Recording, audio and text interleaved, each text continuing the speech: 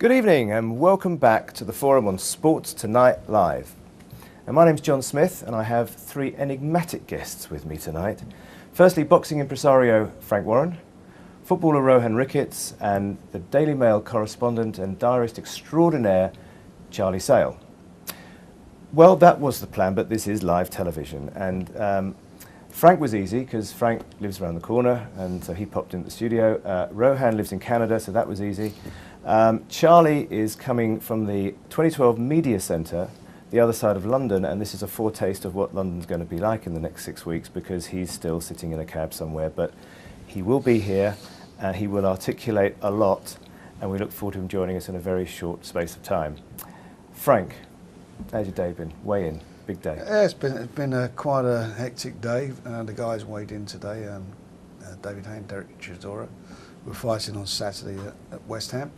Quite an important moment as far as when a fight's coming up, because you're nearing towards the big day. And now that that's all sort of done, the guys are now sort of chill out for the next couple of days, preparing themselves for the fight. Can I ask you a very silly question at the top, and it gets more serious as we go on. 30,000 tickets sold. What happens if it rains? Well, the weather forecast yesterday, we checked it out at the meteorological office. That's a tough one at the end of the day. Tell me about that. They said that it's going to be quite windy on Saturday and maybe light showers, but they say that the evening will not be bad. It won't stop people coming. However, it's not going to stop 30,000 coming. I hope some more will come. But the ring is covered by a waterproof canopy. It's got guttering and everything. All the lighting's there. So whatever happens, the fight will go on.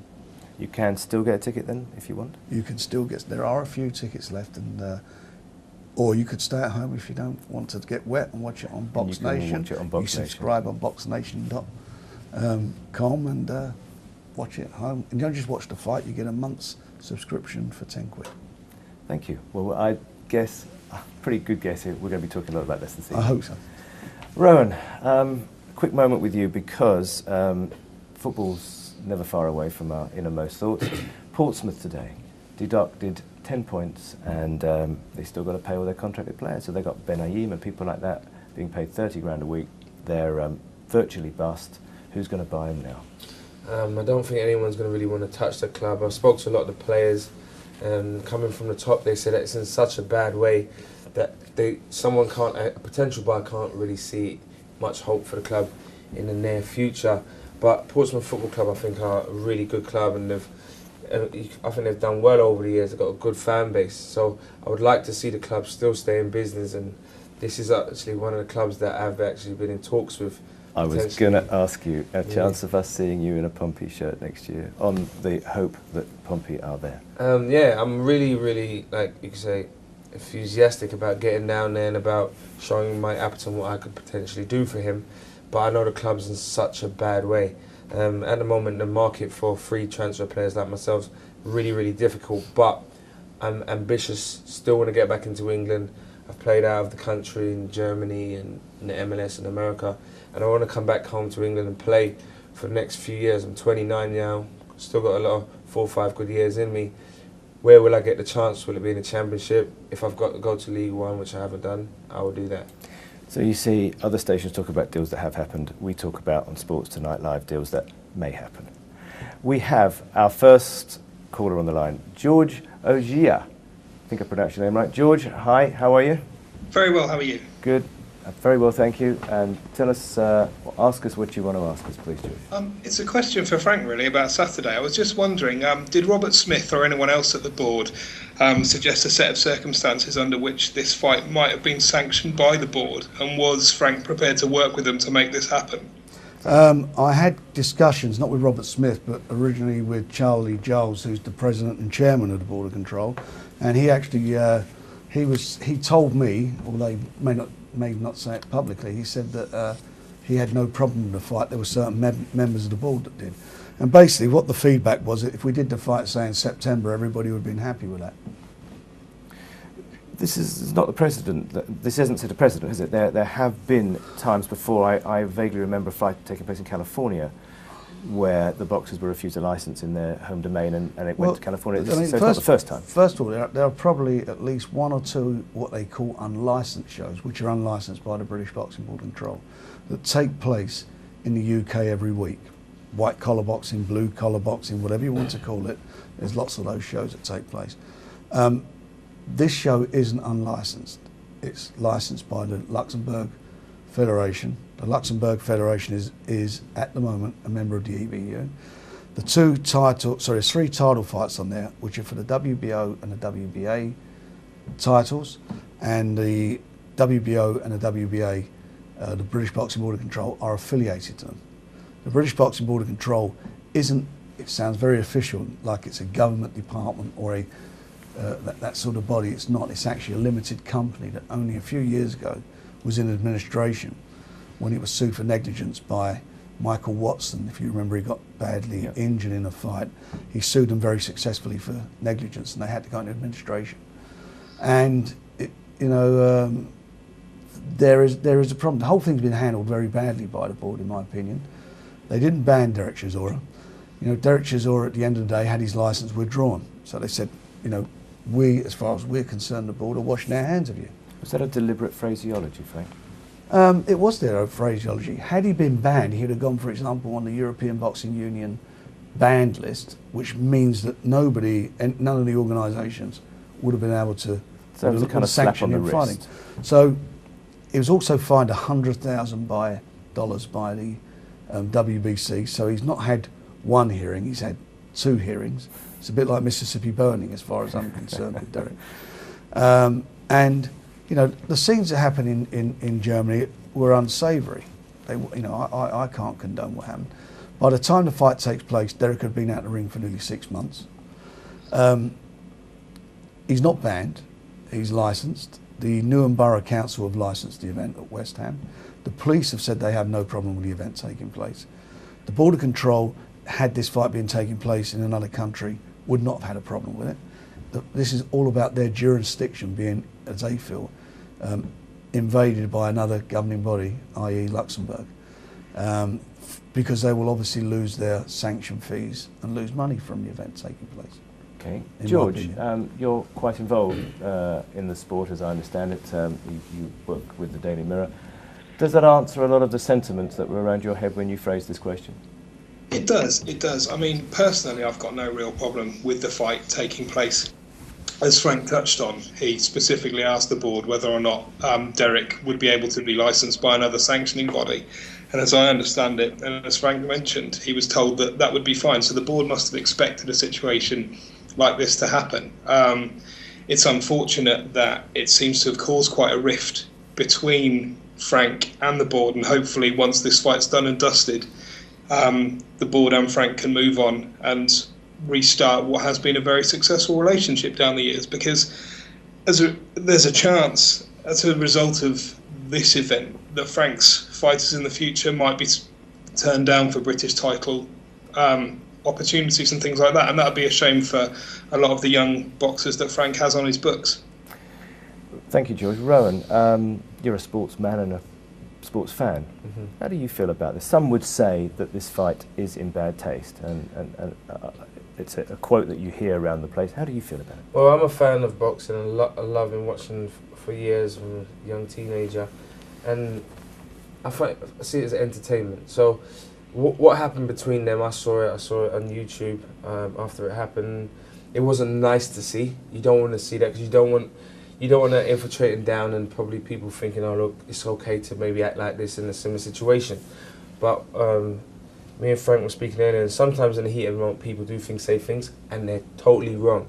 But as men, they disagreed with each other at that moment.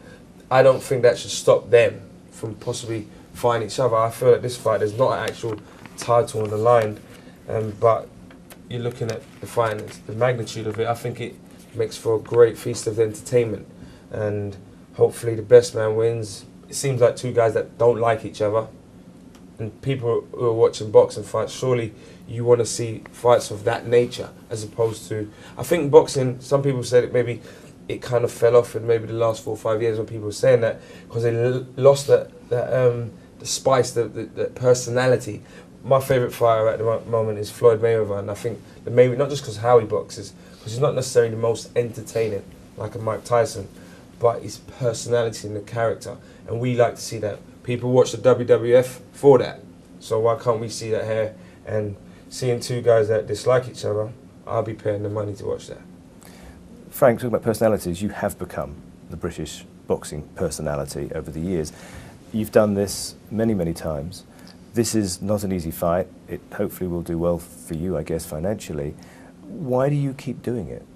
Well, I quite, you know... Apart from making money, obviously. No, you know, this is my profession, but at the end of whether it makes money or not is debatable. It's on, as I say, it's going on Box Nation. It's whether people subscribe or not. And if they decide they're going to subscribe, then it will make a profit, and that's in the hands of the people whether they want to pay for it or not. But I'm very upset with the British Boxing Board of Control. Not just this has been a catalyst for me over the last couple of years. I'm not against the Board of Control. We need a strong British Boxing Board of Control. I'm absolutely against the 2 or 3 stewards that seem to have control of the Board of Control. Let me tell you how it works. You've got around 2,500 licence holders, boxers, managers, promoters, seconds, and so forth. Not one of those are allowed to vote on any issue. It's controlled by this small group of stewards who appoint the other stewards, and they have numerous area councils around the country. They appoint those area councils. Who appoints the stewards? They appoint themselves. It's like something. It's like a feudal system. It's the whole thing is just wrong. Like there's no transparency. There are a lot of problems there, which I want to go into too much on the programme, because we talked about what you feel something may be libelous. I know it's not libelous, but I'm not going to go there with you. But there are 2 stewards in particular who, you know, for example, Barclays Bank, there's a big problem going on at the moment with Barclays. People have resigned for various reasons, but you can ask what the expenses are of a public company or a chairman. You say, we'd like to know how much you're spending of the shareholders' money. Yep. And you'll get an answer. Board of Control, you cannot get an answer. And it's not their money, it's the licence holder money. Let me ask George that minute, Frank, because it's a good point. George, do you recognise what Frank has been talking about as an issue? It's a tough one, because Frank deals with the board a lot more than any writers really do. It's in his sort of day-to-day remit, I would imagine. I think there's a situation whereby the board has rarely been challenged in its kind of almost 100 years of existence, I think. And I wrote a piece about, when the brawl happened, I wrote a piece about whether or not this would be an ideal opportunity for the board to perhaps take a look at the way they operate and maybe have a restructure in a way that hasn't been done since they came into operation. But I think I can understand Frank's frustrations, but I also think the majority of people involved with the board have the sport's best interests at heart, and I think it's important for everybody involved to try and find some middle ground to work on, because otherwise we're going to end up with a situation that we have in world boxing, where there's 4 or 5 sanctioning bodies and a real kind of muddying of the waters. I think there's a chance that British boxing could end up like this, and then more and more countries will fall into the same problem. And when boxing particularly is in a situation where there's problems with champions and who's the best in each division, you don't want that filtered down to domestic boxing in any countries. So I think whilst there is a huge opportunity for the board to perhaps look at the way they run things, it's important to keep in mind that they do actually do, for the most part, a brilliant job of taking care of British boxing. I must ask you to respond, Frank. Is that the last line? I think there's a couple of points there that are quite important. So you say the board, and I appreciate what you're saying, and I understand where you're coming from. But when we say the board, but who is the board? You know, I'd say to you, could you name 3 board stewards? And I probably would have a big bet on it. You couldn't. No. And that's the problem. Who is the British Boxing Board of Control? Could you name 3? I can name them all.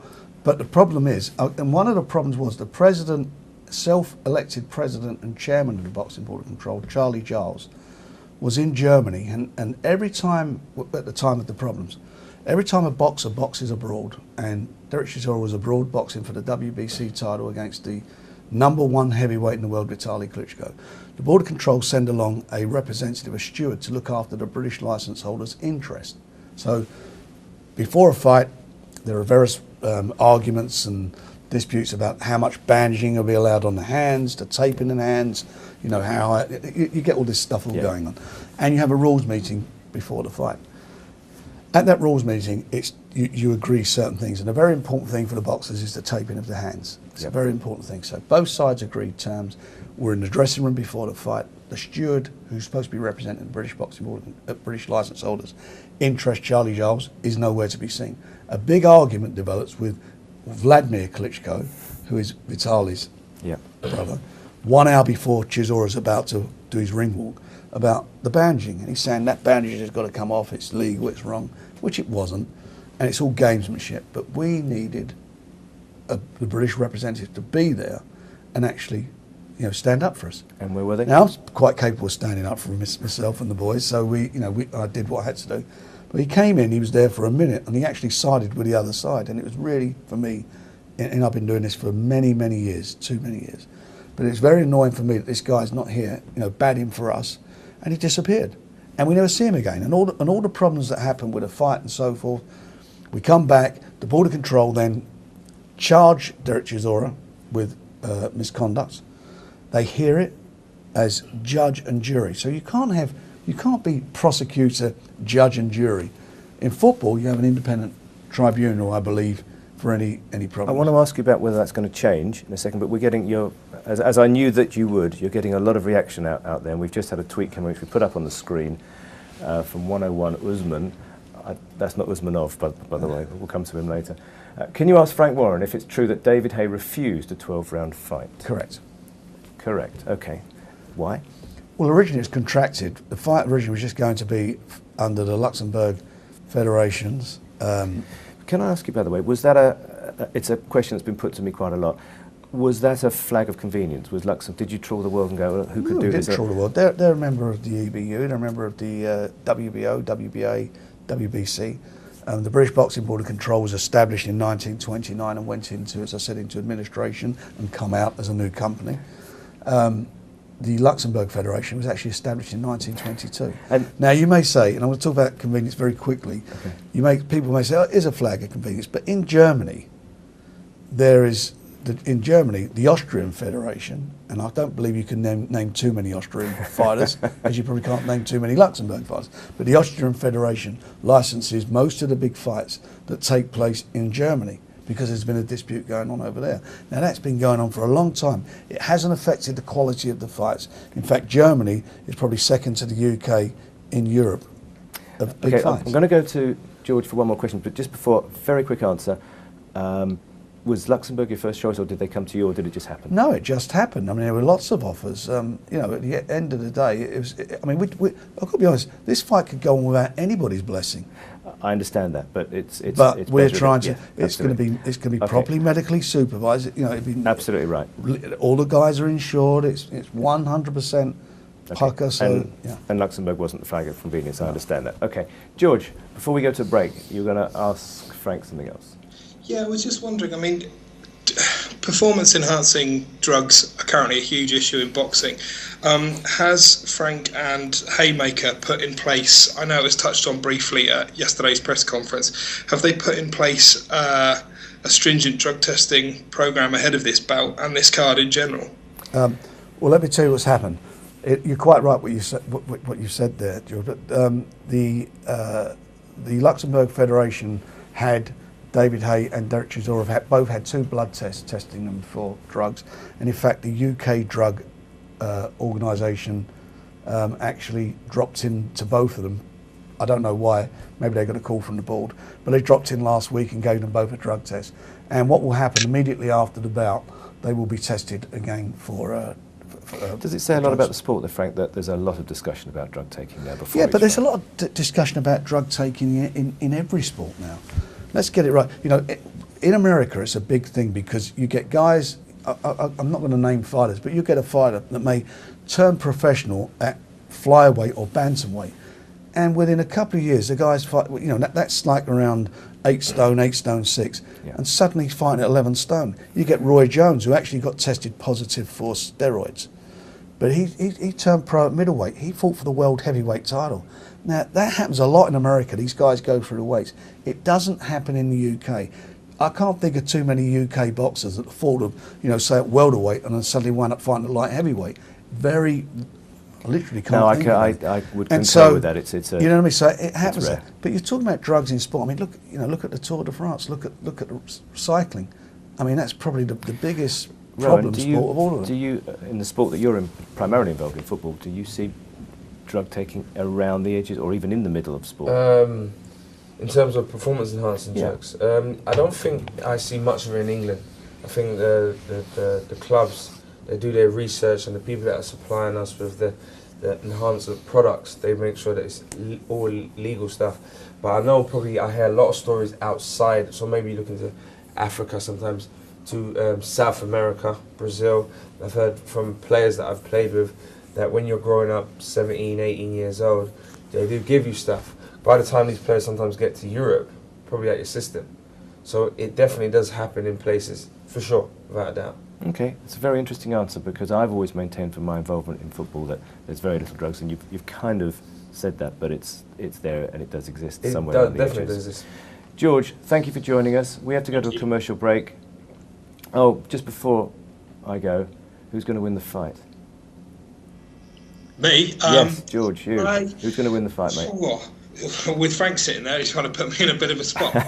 Honestly, he thinks David Haye. Right, he's a long way from you. Decision, but I give Dereck a decent chance of it as well.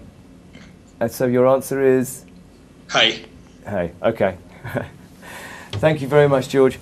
We will be back. Lots more to discuss. Don't go away.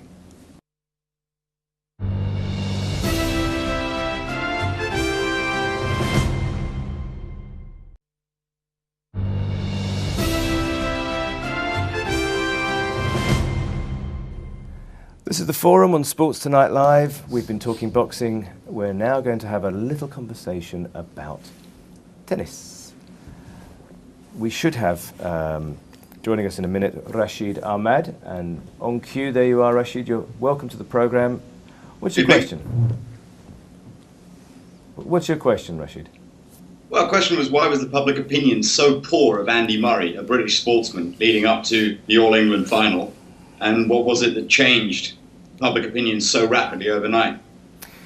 Well, you're a professional sports person. Why do you think the British public didn't love Andy before the weekend? Maybe because not being able to achieve what people say that he has the potential to achieve, and I think the press in England in particular really, really harsh sometimes on the athletes, and Andy's promised so much.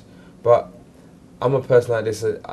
The media's written by a guy in a room sometimes, who had made an interview. So I don't know if it's a general consensus of the country.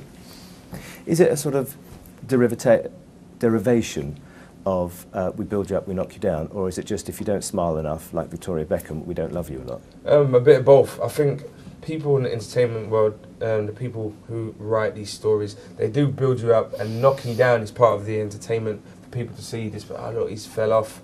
And then, like you say, they sometimes do want a bit more from you, being in the limelight. But I really like Andy Murray, the fact that he's not trying to, you could say, feed to anyone's needs of him trying to be a certain personality.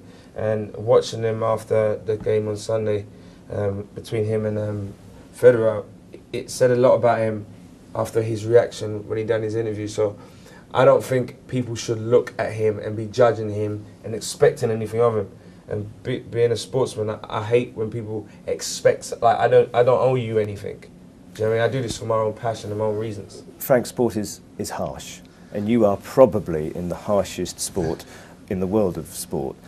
Does emotion feature in your world as well? Yeah, it does, but I think the Andy Murray issue, I think, is really quite basic. You know, at the end of the day, he's a Scot and he's a proud Scot. That's where he's coming from. And I recall a couple of years ago when England, I can't remember who they were playing in a football match, he actually came out and said, "I hope the other team beats England." He did indeed. And so, yes, you know, let's get it right. That's what he said, and I think that may have turned people off a bit.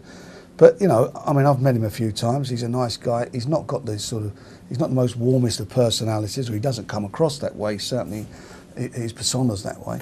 And Does that matter?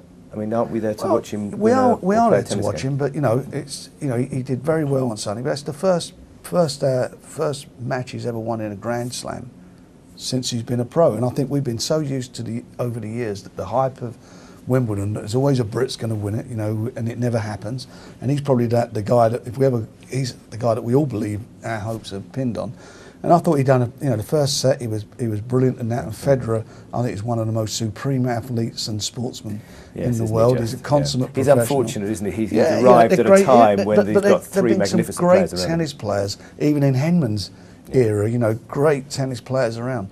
And I just feel that, you know, what happened was he did what the Brits like. You know, when you get beat, they want, you know, Henry Cooper was well loved by the British public. But you know what? Henry Cooper lost 4 fights on the trot. He had to leave the UK because in this day and age, they would look to take his licence away. He had to leave the UK and he went to Germany to resurrect his career. He had, I can't remember the exact results, but it was like a win, a draw and a loss, and then came back. And then he had that night against Cassius Clay, as he was then, called him a great shot, and he became the hero because he had the braggart, the loudmouth guy on the floor. Yeah. And we're like that as a nation. I think we like to build you up, kick you down, and then just get you back down again. So you know what it's like. But then you come back and they love you. I think in losing on Sunday, another side of him come out of it, and he obviously got very, very emotional and very upset. And I think that maybe in some ways good to see. A lot of people, some people say, this Brit's going to win Wimbledon, and after he got beat, well, that Scot lost. I mean, because that's another way people talk about it. Dereck Chisora loses at the weekend after a magnificent fight and says congratulations to David Haye and then cries, are people going to, inverted commas, love Dereck Chisora? People are not stupid. People who watch sport, they can see if something's genuine or real. More importantly, if you're giving it your 100%, you're giving it your best, the people will love you for that. It's the people who don't give their best. And, true sportsmen who the public like, they are the guys that are really dour, who are in there, in the trenches, and they'll do their best to deliver. They may not be able to do it, but as long as you give the best you can. And if Dereck Chisora does that, he'll have no problems. Okay. Rashid, I know you're a tennis fan. In fact, you're involved in something called touch tennis, aren't you? Yeah. I was a little concerned that I said the other day on here that I wouldn't mind getting knocked out by Ali just to have faced the greatest sportsman of all time. That Frank's on the show now. I might actually get that set up. What do you think? What do you think about Andy Murray, and why was he so unpopular, and why is he so popular now? And my ancillary question, by the way, is he ever going to win a Grand Slam? Chances are, yeah. There's 4 slams a year. He's got 4 years left at the very pinnacle of the game before his speed runs out. So yes, the chances are 1 in 16. I'd fancy those odds with his hands.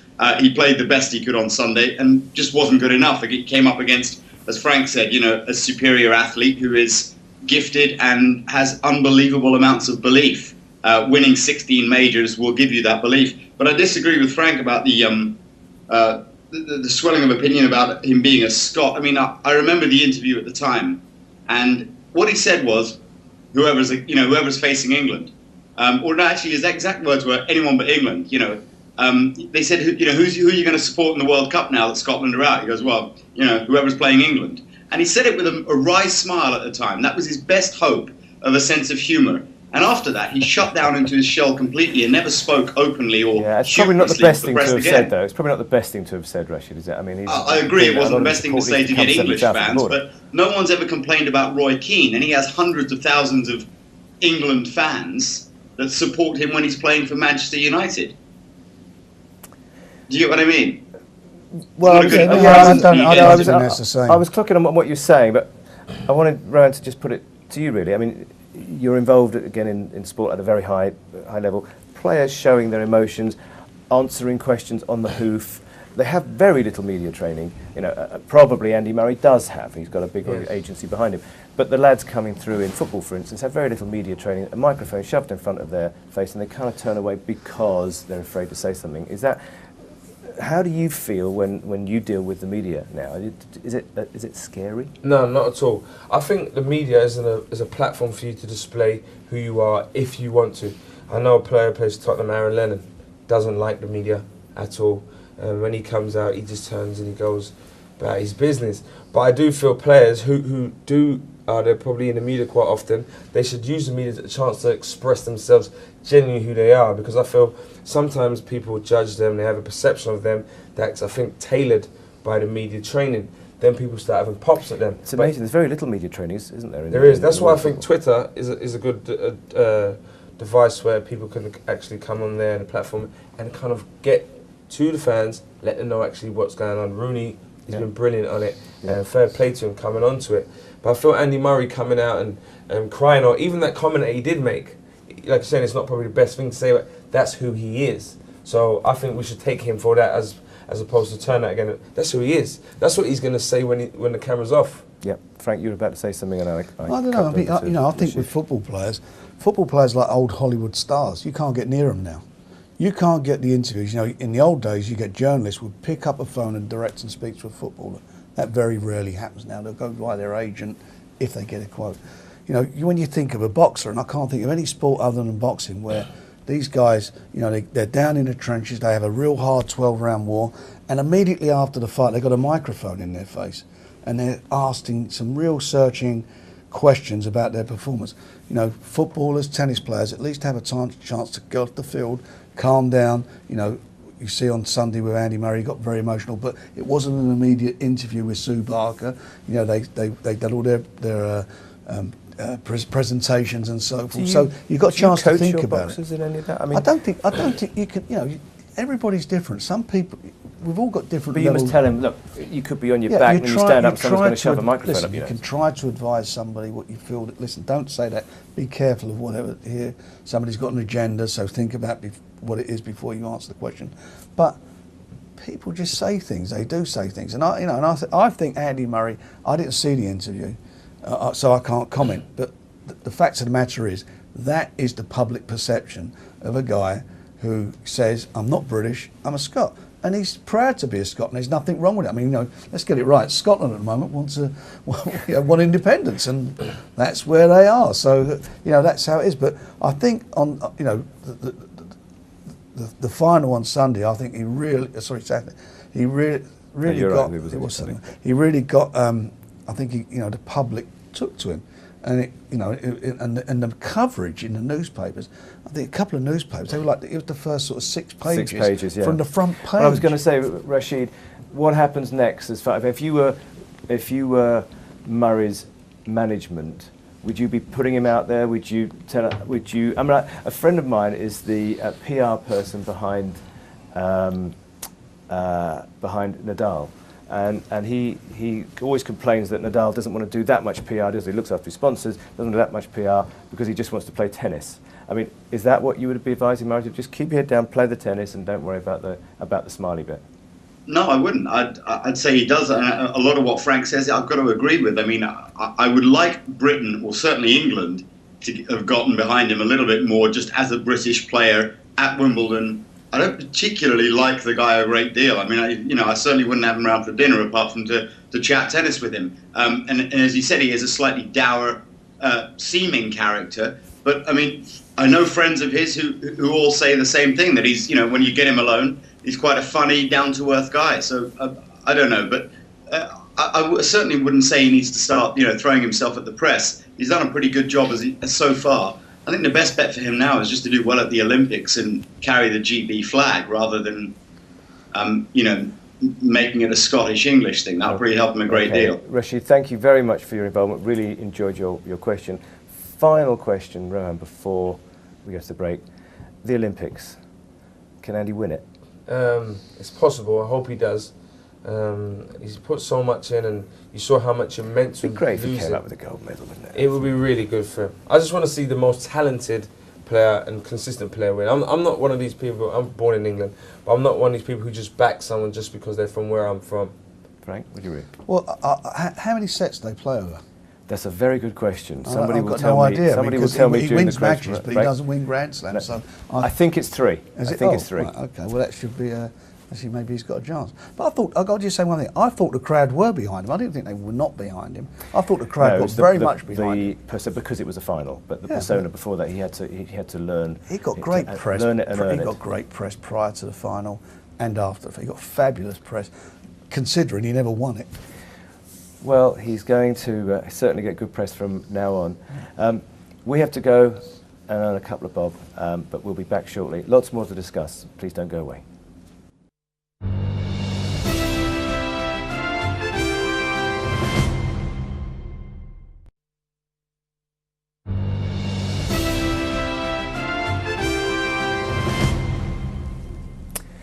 It's Thursday evening and you're back live at the Forum with Frank Warren, with Rohan Ricketts, and now joined by the gentleman who I called enigmatic at the top of the programme, and he certainly is, Charlie Sale. A must-read. The column in the Mail is a must-read to anyone who's in sport. So, Charlie, you're very welcome here. Now, you've been at the media, it's okay. We completely understand. I mean, I just have a real concern about if this is 2 weeks before the main tourists arrive. How bad is it going to be when London's full? How was the media centre first? Well, the media centre's fine when you get in it. But the problem is getting to Stratford. I mean, as you say, the Olympic lanes haven't started yet, and London's almost gridlocked tonight. Okay, there's the rain and there's the M4 has broken, the bridge. But if they don't get that right by Monday, when most of the athletes start arriving, I mean, it's going to be chaos. I mean, I love the Olympics. I think it's going to be so exciting when we got it. It does seem to be a litany of concerns with only a fortnight to Yes, go. I mean, I think Local have done a brilliant job. I mean, they can't do anything about the weather, fortunately. That hasn't helped. And planning Olympics is a massive operation. But the one problem from the start with London is the transport. I mean, that was flagged up at the start as being a problem, and it still is the big problem. Do you have a concern about the terrorist, inverted commas, terrorist issues that popped up last night as well? Well, obviously that's security. Again, that's probably out of their hands, but they've drafted in the army. You know, the security staff, private security staff couldn't cope with it. So there'll be, I mean, that'll only add to the problems of getting into the park. Once you're in the park, it's fine. It'll be a great experience. I'm sure the actual games will go brilliantly. I think it's going to be amazing. I just hope all these other issues don't the problem. cloud the negative judgment over it, because it really should be fantastic. Transport being the big problem. I mean, the Olympic lanes and sort of, even as I say, the reason I'm late tonight is what should be a 25-minute journey. It took over an hour. Well, one very minor flag up, and hopefully we get the same sort of luck. I remember Seb Coe saying to me years ago when they were discussing the games with the Australian then management team, the Australians had one railway line taking everyone into the stadium, into the main stadium, and they just prayed that it didn't break down for the 6 weeks, and actually it worked. So we just pray to the same God, I hope. Yes, but that home bush in Sydney, I remember it well, was slightly further out of town. You didn't have the traffic problems that you've got in London. And I think the biggest thing, if the Jubilee line isn't the most efficient line at the best of times. If somebody goes onto the track, which happens regularly, if that happens on the opening ceremony night, it would be disastrous. Well, we will think positive, and hopefully it will be good, and we'll breathe a sigh of relief in September. David, you're very welcome. David Priest, ex-Barnsley footballer. You have a question for our panel. Yeah, good evening, gents. Just thinking ahead to the Olympics and the football squad in the Olympics, and there's been some discussions about Ryan Giggs being captain. I was just wondering what your thoughts were about the captain being chosen for a team, whether his personal life needs to be taken into consideration, or whether it just matters what happens on the pitch, really. Rohan, question made for you. I feel that his personal life, or any player's personal life, should never, unless it's affecting your performances, and we've seen Ryan Giggs for about nearly 20 years playing at a very high level. A lot of players who don't get their personal lives thrown into the press, I can tell you personally, there are a lot of things that the press, Charlie, probably love to get your hands on. Absolutely. Yeah. So just because you found out about Ryan's situation, which was a bad situation, I think, because it's your brother, I don't think he should be judged on that in terms of picking him for the team. It's a lovely line. Frank, what do you think? Cracking line, Rohan. Keep throwing those around, mate. What do I think? He's been a phenomenal footballer, hasn't he? I mean, obviously one of the most outstanding players, I think, of his generation. And it's just a shame what's happened in his private life, and it's obviously become public. It's, I'm sure it's very embarrassing for all concerned. Should he be captain? I don't know, really. I think it's. Let me turn the question slightly sideways. Should he have been picked instead of apparently this was the cataclysmic decision? Should he have been picked instead of David Beckham for that final? Well, if it's on performance, you know, as a fan, I would say you have to pick Ryan Giggs because he's consistently delivered. Consistent. Whereas David Beckham's gone off to play in the States, and you know, playing for Manchester United or playing for LA Galaxy, with the greatest respect, I don't think is the. No, I was just curious. But the other side of it is, I mean, I suppose they were looking at the fact that, you know, David Beckham was one of the ambassadors who helped to bring the Olympics over here. But why do you play for a team? You've got to be the best. So Charlie, as far as you're concerned, is he the right person to captain the team? Should his personal life have any personal life involvement in this? Shouldn't come into. He's a role model as a footballer, which is an important thing. You can't start deciding on personal life. Others, Frank, would never put on a fight. There'll never be a football team picked. But I mean, the Beckham issue is ridiculous. I mean, David Beckham and Stuart Pearce shouldn't. There's so much talk about Beckham. It's the whole build-up to the Olympics would be about Beckham playing. Now, if Stuart Pearce didn't want to pick Beckham, then don't pick him on the shortlist. Don't put him on that 35. Somebody with Beckham standing in the game should be given that courtesy. You can't then put him on the shortlist and then leave him out. And the whole problem with Pearce is that he's been, since Roy Hodgson's taken over as manager, Pearce has been sidelined. He wasn't part of the Euro 2012. He's a relatively strange individual, in my opinion. He's not, I don't think, a best possible coach for the team. You know, and you got the feeling that this is sort of having one back at the FA for. Can we take the MLS seriously? Take the MLS players that go to the MLS. Do we take that seriously, or do we just say, well, they're just finishing their careers? Well, Beckham. He's been over there to watch Beckham 3 times. You got Thierry Henry plays in the lead, doesn't he? Yeah, I mean, I've seen it. To me, it looks a bit like Championship at its best. That's what You've seen it as well. Yeah, I think. But you've seen it, Rohan. I played in it. Yeah. You've played in it. What do you think? I played for Toronto FC.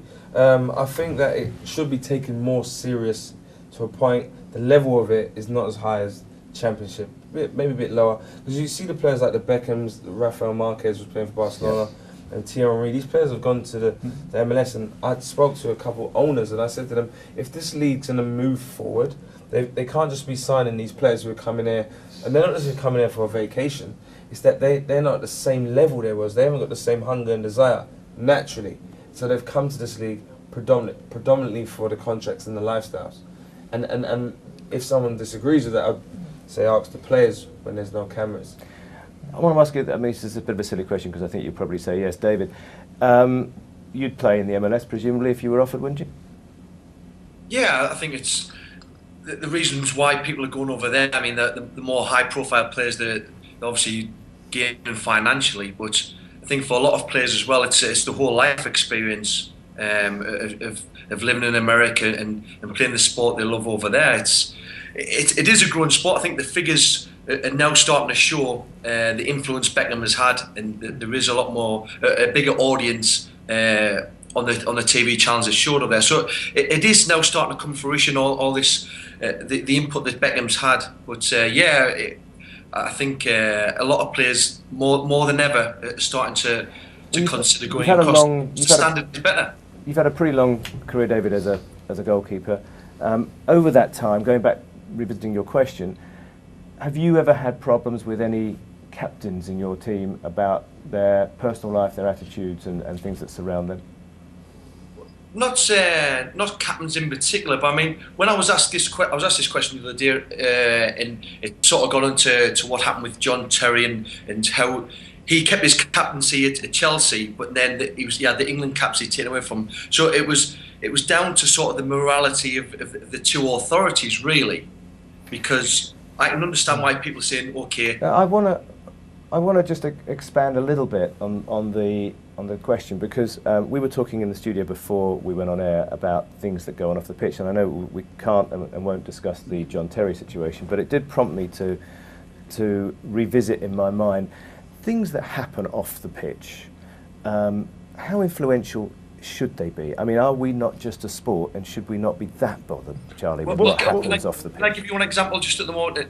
When I was playing over in Denmark, I played with a Polish player who was sacked from the team for what turned out to be he was convicted and prosecuted of assaulting his wife, and then he went to another club and he was sacked for a homophobic comment that he made in his autobiography. Now, over in Denmark, the sponsors of the clubs have a very tight hold over the clubs because they play such an important role.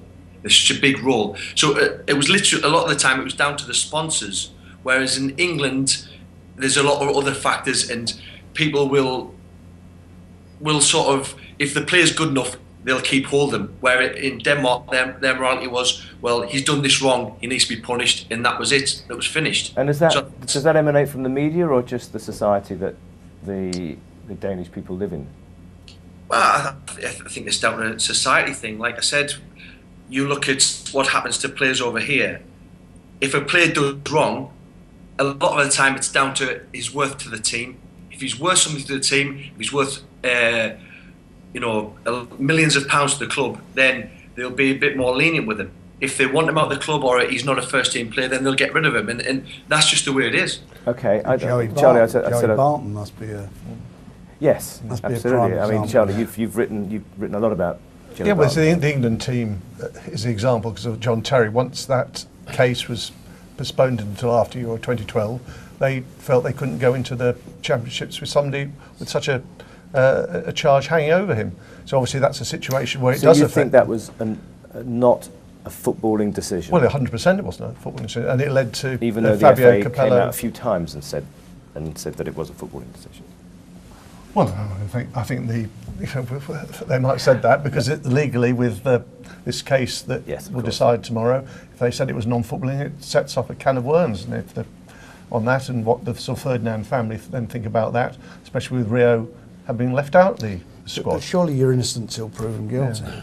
That's the thing that always bothers me, that there is some sort of evidence out there which is sometimes on video, sometimes hearsay, and it seems that you're judged, and Rohan, you must see this a lot, you're judged prior to being tried. Yeah, but just on the Terry things, going through that because they were going to Ukraine and Poland, which are racism problems which in fact didn't materialise, they felt that they couldn't go into that tournament where racism could be a big issue, being led by a captain who was on a charge, irrespective of the fact that you're innocent until proved guilty.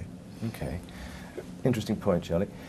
Rohan, all these things that happen around the game, have you seen much of this personally? From some of the, racism issues and personal differences that affect the game. You have 11 people in the dressing room and a bunch of substitutes and a squad. How important is unity off the field with your fellow professionals? I mean, is that something that is a must? Does that break up squads? Does it affect what happens on the pitch? Yeah, I feel that if you're going to want to be successful as a club, and it's really important that there's a unity not just on the field, it needs to be off the field. People need to like each other, but don't need to always extend a hand just for the sake of it. It has to be kind of natural. And I think that comes maybe from the manager. But where does humour, football banter, and we're all in the world of sport, football banter is legendary. Where is that line? I mean, colour out the window, obviously. Religion, very difficult. But there are lines that we all use for a laugh. Where's the line? It's most sportsmen are working class, aren't they? Football or boxing. Yeah. And, I think I can't think, sometimes I think we're too sensitive about things, whereas, let's get real, this is the world we live in, and you do have banter, and I'm sure there's an element of some people who actually do, there is the nasty with part of it, and they do believe, but, when you think about, Alex Ferguson throwing a boot at David Beckham, cuts it, I mean, what, your manager doing that? That's an amazing thing, isn't it? And what went on there and eventually led to him leaving the club. I've been in a Terry trial a couple of days this week, and most of the abuse is just they describe as handbags.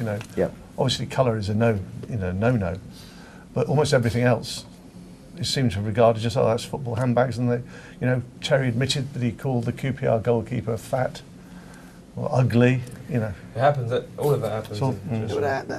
So, Muhammad Ali, God, what he called people. He's the most famous sportsman of the 20th century, the most loved sportsman in the world. Racist. What he did with Joe Frazier, called him an Uncle Tom. He's called whatever. But that's what it was. But some of that was some of it was real. What he did with Joe Frazier was really bad.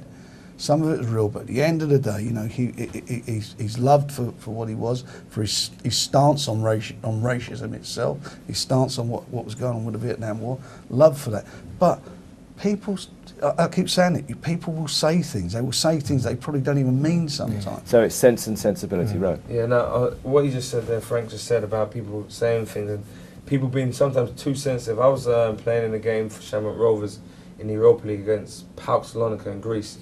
And I was on the bench coming up to warm up, I was warming up half time, and these fans jumped up and they was like, nigga. They was shouting out, I don't know if I'm allowed to say that on there. You just said it. So yeah, I'm saying it now. So they were shouting that to me and I was like, monkey chanting and everything.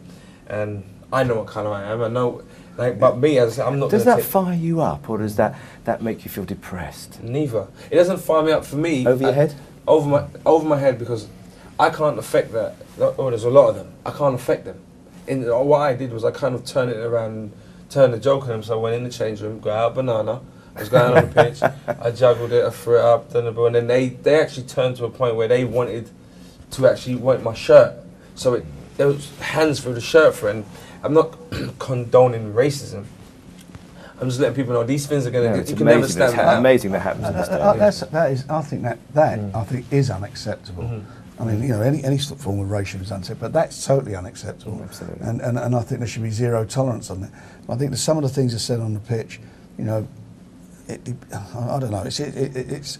I think things are said, but people to actually pay to go to a match and to racially abuse a player. I mean, on the other side, look what John Terry used to go for every game. Well, that's come out in court, isn't it? I mean, you hear it. I mean, you hear that, don't you? It's sense and sensibility, isn't it? I have to go back to David very quickly. We're running out of time, so I'm going to ask you a final question. How are we going to do in the soccer in the Olympics? Team GB. Well, I'd hate to be to put it down on things, but to be honest, I'm not really that interested because I just think why doesn't it interest you? It's Team Great Britain for the first time in a very long time. Well, I think it's just because of all the trouble we had before, and because the other federations weren't and the FAs didn't want to be involved in it. And personally, I just think that the English FA should have said, well, if nobody else wants to be involved, we'll use this to our advantage, and we'll use it as a development squad to get players used to big tournaments. But if you're going to, in my eyes, if you're going to include gigs, I think there's still space for Beckham. Because if you're going to include gigs, then you're not really you're not going out there to. I guess it's a discussion, David. We're going to have a few times between now and the kickoff. So thanks very much for joining us. We've got to take a short commercial break. We'll be back in a couple of minutes to go grab a cup of tea and come back and join us. Thanks.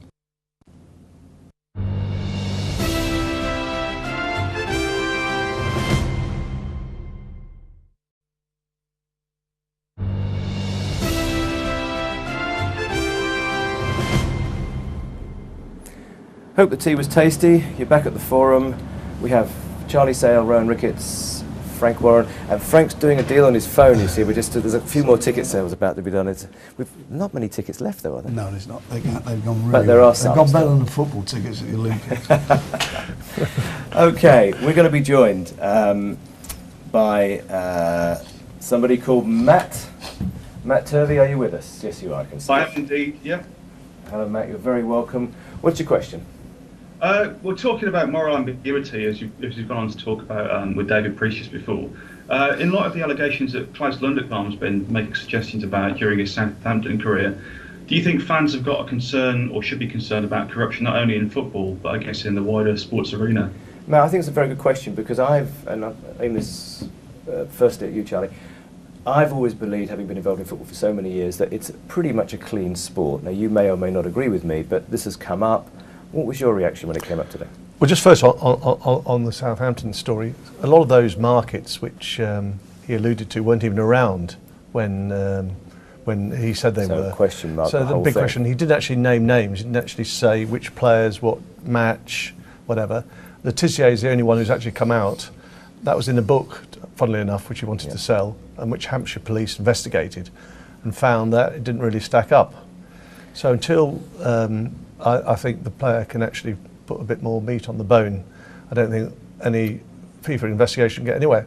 But a lot of other stuff, obviously there's a lot of corruption in sport, but football is a very difficult game to fix because there's 11 Why do you think he came 11. out and said that? Did he have a reason he's not selling a book? Is he like I don't know. It's in Norway. He's had he's well chronicled drink and drugs problems, and maybe he wanted to make some money. So you would there. agree with me that there's not a major issue of gaming in sport? I know there's Certainly not a few in the UK. I think. I mean, Rohan would be very interesting to talk to about that because he's played around the world.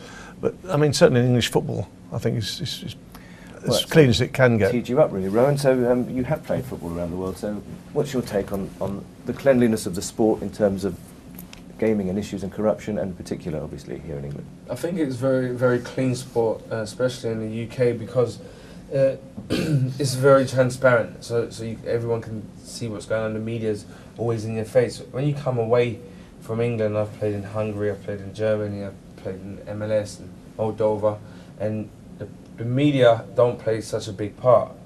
And then the media sometimes are controlled by the owners. So when you have that happening, you have people kind of pulling strings for each other. And I've actually myself, I've sat in rooms where people were speaking in like different foreign languages, and I started picking up things, and I'd ask the teammate what's going on, and they'll say we're getting this deal put to us, and different things have gone on. So I've seen a lot of stuff. Okay, not pointing any fingers, but tell us what happened in Moldova. Oh, in Moldova, in terms of what happened to me? Yes, I've just hear I hear various stories. Yeah, well, I went to sign there. It wasn't a place where I went to go. With my CV, I thought I could easily come back into England, go to a Premier League or Championship team. That was the lowest I'd been, but agents and the market and going to the MLS had a bad effect on, you could say, my credibility. And I went to play in Moldova, and the way that they promised a lot, so I signed this contract, nice contract. 2-3 months in a row. It was 3 months in a row I never got my salary, and that was a problem. And you speak to them, and they're very cold, and the way they deal with you, and they didn't have like a PFA. I was going to say you don't have any protection from the No, union. you don't really have a union. The players there are not treated well at all. So I had to deal with that, and I had to stay strong. And I think I made a mistake of actually holding my own with the owner, and he didn't like that. And he became, when I say holding my own, I just said, and look, I deserve my money, contract, and he didn't like that. I was actually contesting when he wanted to give me my money 3 months late. So in the end, I ended up leaving, but there was so many things that went on while I was there that were made for a great book in the future, and it wasn't nice to see. But these are the corruption, as you say, happens throughout the world, not so much in the countries that are really built up and have the infrastructure and the visibility of the actual different entities. Frank, you've been in all sorts of sports, in particular boxing, but you've advised a lot of people. Do you advise people not to get involved? Obviously you do, not to get involved, but do you advise people about the dangers of off-field gaming and stuff like that happens around sports industry? In boxing, believe it or not, it's got this Hollywood image, you take a dive in the 5th round and all this sort of stuff, and the fix is in. But in the age of tabloid journalism, since I've been in boxing, not one single boxer has ever been arrested, been brought before the British Boxing Board of Control for ever trying to fix a fight. It's never happened. So you you would say that there is... yeah, absolutely. I mean, I've seen mismatches, I've seen, but that I haven't seen. However, I went to Lord's for the England-Pakistan game. I was a guest of Sky in the Sky box, and on my way in there, I remember there's this old sort of duffer there, with an old tie on, and he said to me, "You're that boxing chappie, aren't you?" So I said, "Yes." He said, "I don't go anymore. Since Henry Cooper days, it's all bent now." And I wish the reputation that is out there. Well, that was the thing. But I was at the match where the Pakistani cricketers and it was a bent match. And what about Italy? Just go back. I'd like to ask Frank. What about the Cole Frock who admitted that he was going to win in the certain rounds? That's right. But then, and I agree with what you're saying. He said that he told his mates, "I'm going to win in the 5th round," and he's made that comment. And I think on radio recently he said he admitted it. But what did the British Boxing Board of Control do about it? Nothing. Zero about it. And that's a fact. But all I can say is nothing's ever. They've never taken anyone to task on it. Boxers shouldn't be allowed to bet on fights. It is not allowed for boxers to bet on fights. But boxers do have bets between them. Go outside the UK. Is it as clean as that? As clean as what you describe it as outside the UK? I can't. I've got to be honest. In this day and age, I can't think of. It's really tough for me to think of a fight that I've looked at and thought that's a bent fight. Now I haven't seen a lot of fights that take place in South America and the Far East. So I couldn't really tell. The last Pacquiao decision, did you question? No, I've got to tell you, I thought the other guy won it. No. I thought there was nothing in it. You thought Bradley won that fight? I thought it was genuinely. And for me, it could have gone 1 or 2 rounds either way. So that's not controversial. It only takes the referee or the judges to disagree on 1 or 2 rounds, and that's what it is. That you go back and watch that fight. You've got to remember what the commentary for that is. There's so much hysteria. The home fighter for HBO was Pacquiao, and what they do, they cheerlead. Right. You get the commentator doing that, so everybody, at home or whatever. I understand that. We have to keep this moving because we've got a lot of questions backing up. I think cricket's a big very problem. Quickly, I just want to touch on Italy first, because there's been a lot of corruption issues around Italy. Does that spill into, in particular, Italian football? Does that spill into European football, do you think? Well, it is obviously. Italy is in European football. Whether it spills into the Premier League, I don't think so. Not the Premier League. I think football. I think cricket's a big problem because where it's so popular in Asia, and there's such a big illegal betting market in Asia. The figures are just unbelievable. And we've still there's got less scrutiny. As Rohan made the point, English football's the most scrutinised sport in the world. I mean, obviously, every big boxing match is. Well, I was going to say, if we're just going back to Matt for a second. What do you think? And in particular, of course, we've got the Havelange Texera issues, which have surfaced at the same time. Yeah, I think as Charlie's kind of pointed out with regards to with the actual sort of corruption side of things, I don't think it's actually a huge problem in this country. I mean, I've certainly not seen anything. Obviously, with football being so popular and I guess so financially rewarding in a lot of sense, there's obviously going to be greed there, like there is in any walk of life. And money's floating around that side of things. It's always a potential. But no, I don't really think it. As Charlie intimated, it's a bit strange as to why Klaus actually suggested it, because as people have said, the markets that he's talked about weren't actually available back at the early parts of when he was at Southampton, and it's quite confusing as to why he's actually done it, whether or not it's a publicity stunt or what else. Thank you for all that, Matt. I just want to turn to you, Charlie, for a second. You mentioned cricket just now. Are we anywhere close to cleaning this up, or do you think that's still the issue still there? Well, I think the English game is all right. It's obviously elsewhere in the world fueled by the unbelievable sums around in Asia, the betting market over there. So, and is that there's big scrutiny, as well. There's anti-corruption units. I think they do the best they can, but it's. Is that going to spill into other sports? Do you find that in boxing? Didn't the cricketer just go to prison? Yeah. So an English cricketer just went to prison over fixing matches. But horse racing, you've had it in snooker. A couple of guys being in trouble in snooker with betting. And football, actually, I think they take more money now in betting and gambling on football now than they do on horse racing. So it's the biggest gambling market. But English footballers, Premier League footballers, make so much money that they don't need to. £5,000 was quite a big. Is a lot of money to a county cricketer who might be tempted. But what's that? Well, I think we've discussed that pretty much as we can. Matt, thank you very much indeed. We've got somebody I know who's called us called Ashley Connick, who's a Chelsea supporter, and I know that you would like to talk to us. Hello, Ashley. Hi there. We can see you on the screen now. We've just have a question for all of you. 3 big managerial appointments, young managers this summer. Obviously, Brendan Rodgers, Andre Villas-Boas, and Roberto Di Matteo. Wondering who you think will have the most successful season. Rowan. It depends what what you kind of look at as success, I think Tottenham will probably be looking to finish in the top 4 again. And then you look at Roberto Di Matteo is going to expect to finish in the top 4. I don't think any of these clubs going to expect him to win the World Cup, isn't it? Brendan Rodgers. I thought if Brendan Rodgers can bring the same philosophy which he will do to Liverpool and it come to fruition next season, he could be the most successful, because I feel Liverpool Football Club, they fell off the radar for the last few years in terms of being a top 4 club. And I think if he can instill that, I think Liverpool Football Club missed that pass and move football they used to when they had the McManamans and the John Barneses. So I feel if he can achieve that and finish in the top 4, he'll be, for me, the most successful. Chelsea, they want more than just top 4. Absolutely. Tottenham, and I think they want a bit more than that. They've got Vesves now. And they've potentially got another manager hanging over his head as well. John, let me turn to you for a second on this. Harry went. If AVB finishes 4th or 5th, I think the guillotine will come down. I mean, he's got the most ruthless chairman in the Premier League employing him.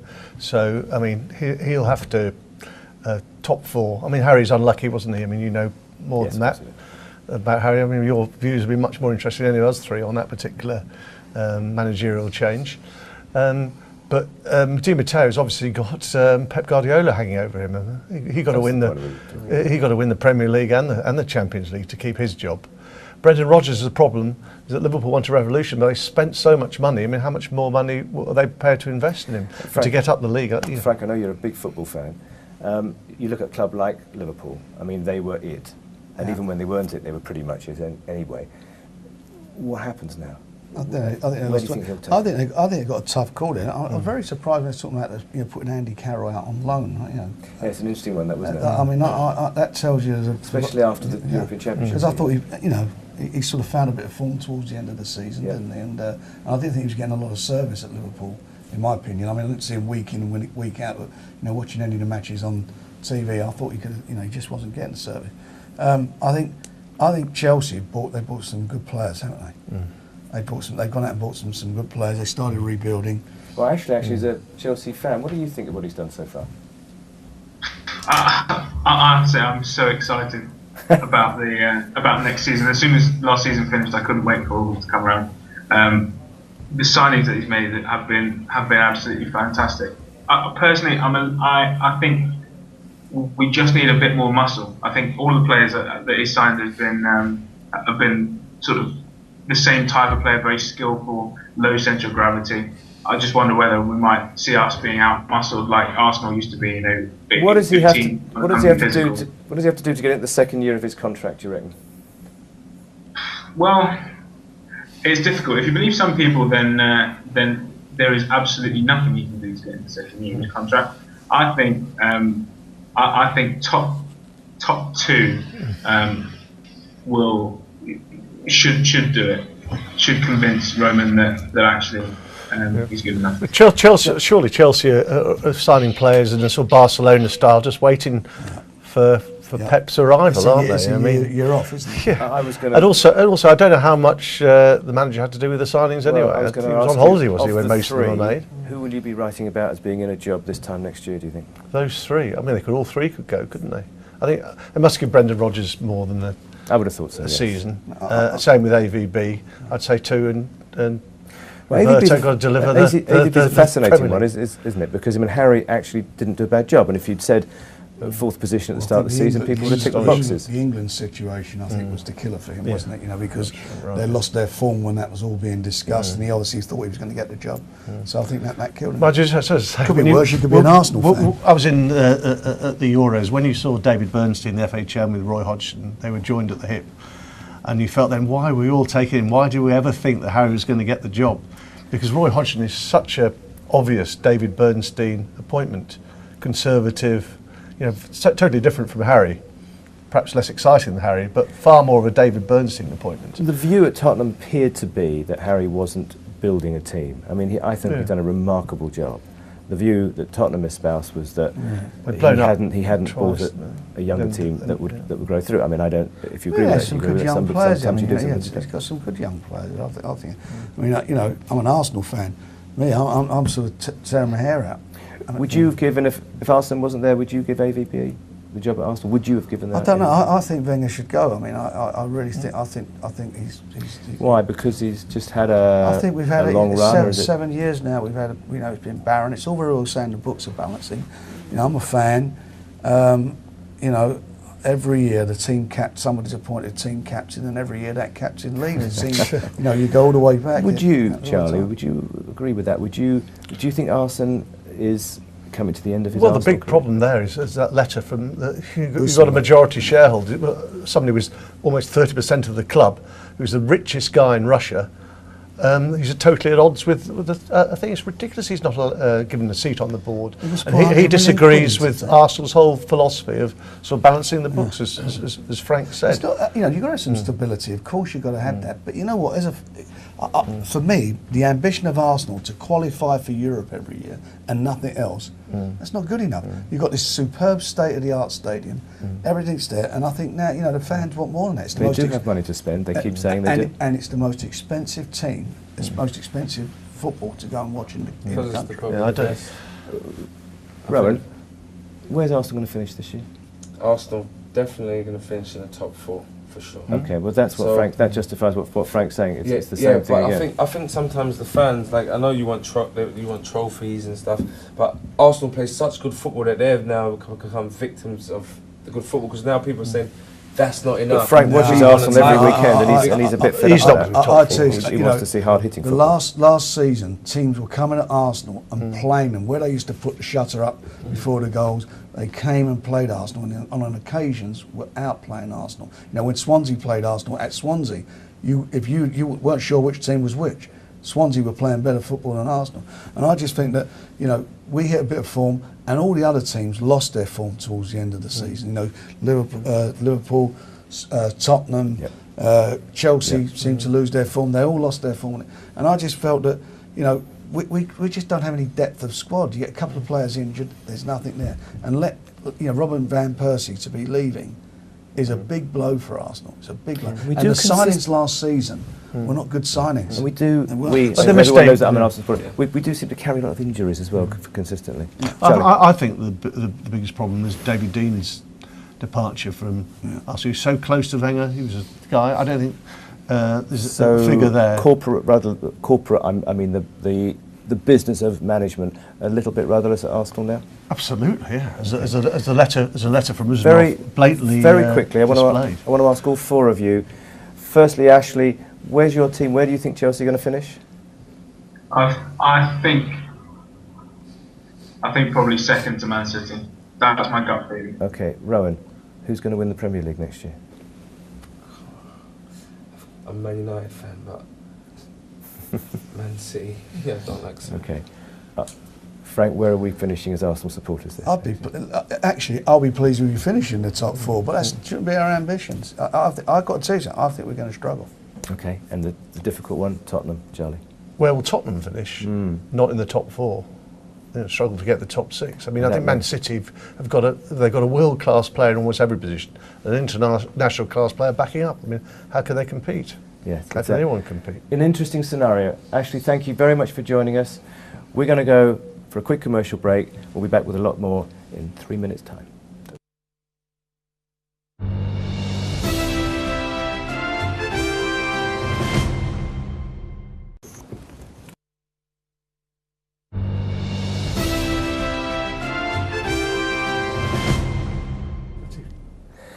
And you're welcome back at the forum. We're in the company of Charlie Sale, Frank Warren, Rohan Ricketts.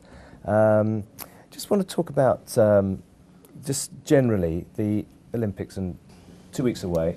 Do we feel that the organising committee, we talked a lot about transport, I think, do we feel that the organising committee have got on top of this? Are we going to be a well-run Games? I think the organising committee have done a brilliant job themselves. I mean, the actual go to the park, and that's brilliant. It's the things that I think that are out of their control, the variable factors, as we said an hour ago about the transport. When you go inside the venues, you see the swimming pool and the velodrome and the park itself. It'll be fine. If we win medals, I mean, it'll take on a life of its own.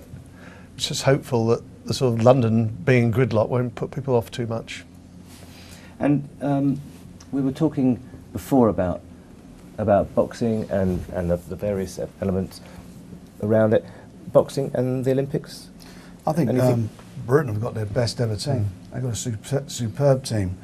Some really good youngsters there. Obviously, the big hope of the Olympics is the heavyweight, Anthony Joshua, who I think is probably one of the best young fighters I've seen in many, many, many years. Medal? Are you going to sign him more to the point, Frank? Well, I you know, let's see what happens in the Olympics. I'd love to sign him. You know, I think he's a tremendous talent. He fought in for the World Championships last year, and you know, he was very unlucky not to win the gold medal. And he, on the way, he beat the former Olympic champion and fought a world champion in his home country. So I think Anthony Joshua, I think is for me is one of the most exciting talents, and I'm really looking forward to watching him in the games. Very quick question: how many medals are we going to win in boxing?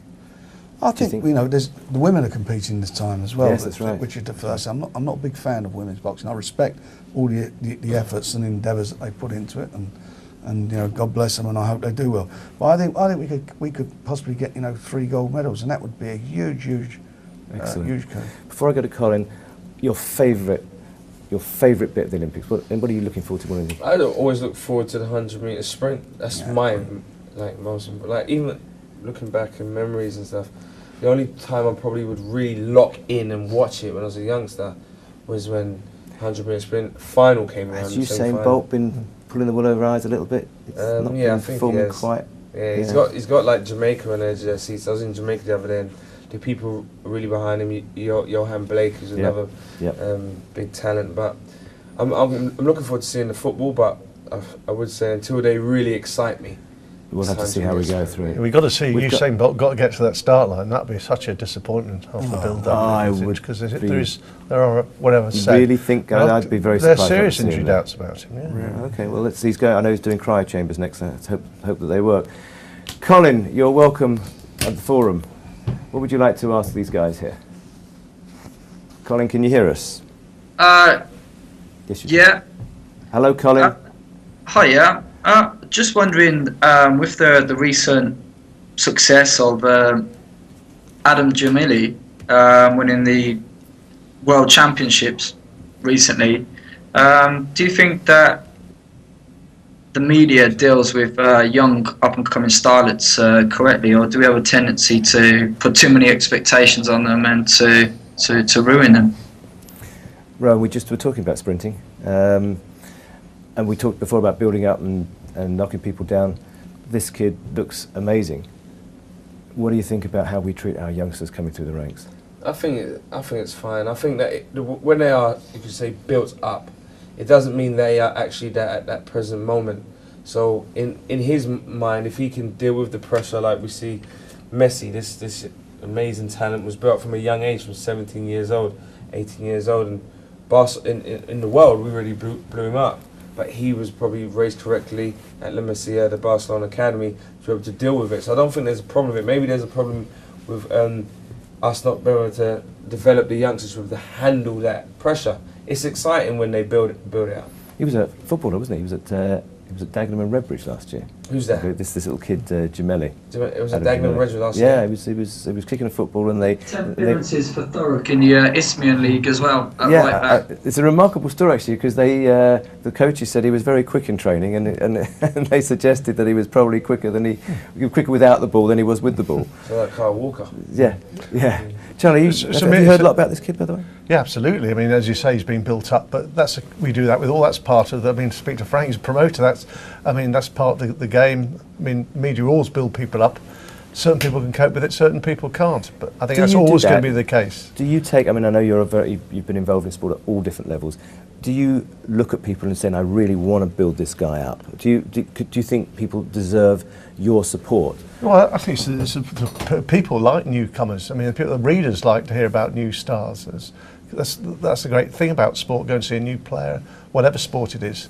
Are we guilty in our industry, Frank? We promote and then we drop sometimes when they don't deliver. We're in the business of creating monsters, aren't we? That's what we do. You know, we have to find, it's the fine line where you're not putting so much pressure on a young guy, but you're trying to bring his talents to the making talents aware to the public, and it's how you do that. Some kids can handle it, some can't.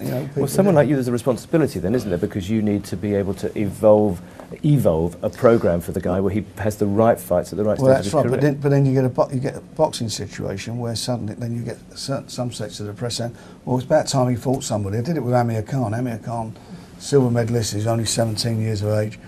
He turned pro with me, and within about 5 or 6 fights, there was actually some people saying, why isn't he fighting for a world title yet? We're giving him bodies. You have to learn their business, they have to learn their craft.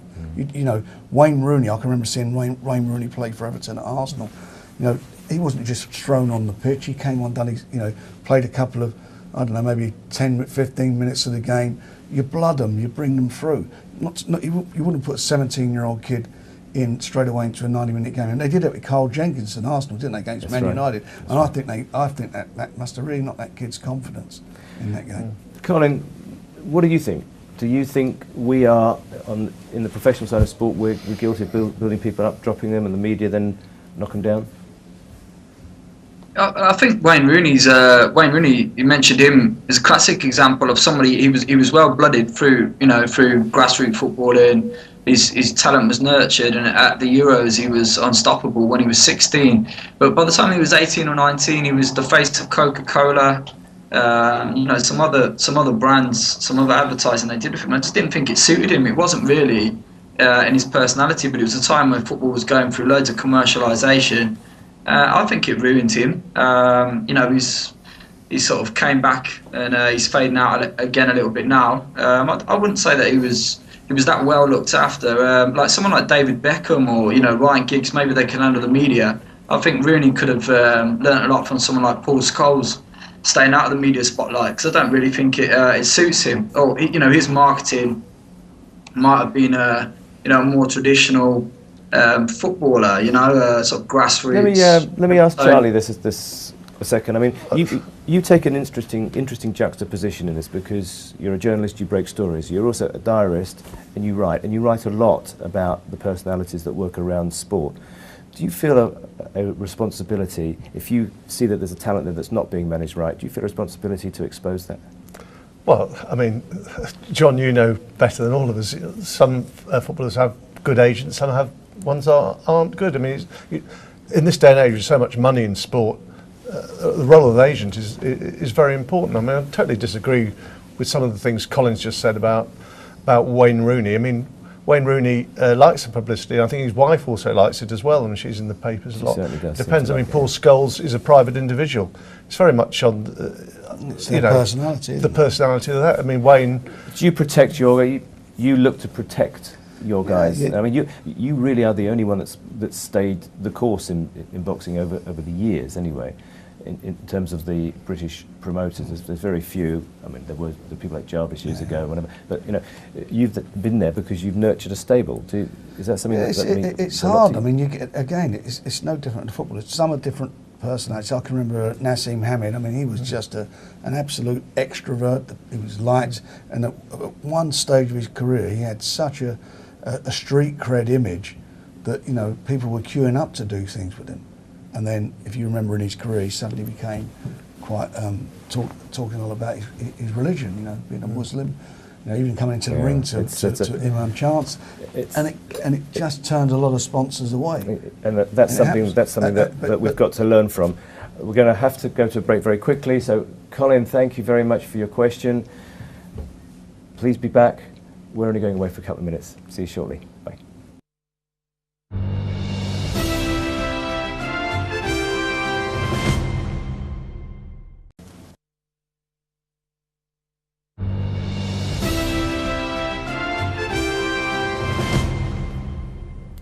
Into the final laps of tonight's programme. You're very welcome back. We're in the company of Charlie Sale, Frank Warren and Rohan Ricketts, and we're now going to be joined by David Stead. David Stead, you're very welcome. What's your question? Question to you is, what sport do you think's undergone the biggest revolution in the last 10 years? Well, I actually want to come to Frank on this, because boxing has been a stalwart sport over the years, and yet it's potentially, because it hasn't created very many what we call megastars over the last few years, its platform is potentially being challenged by cage fighting and the like. Cage fighting, I think, is a different audience altogether. You really think it is? Yeah, well, they did a Floyd Mayweather had a fight on pay-per-view in the States about 2 years ago, and it's the first time that UFC went up against it. Mayweather did over 1 million buys on pay-per-view, I think about $50 a pop, and the cage fight, and they didn't declare the numbers, but the talks were it was less than 200,000 buys.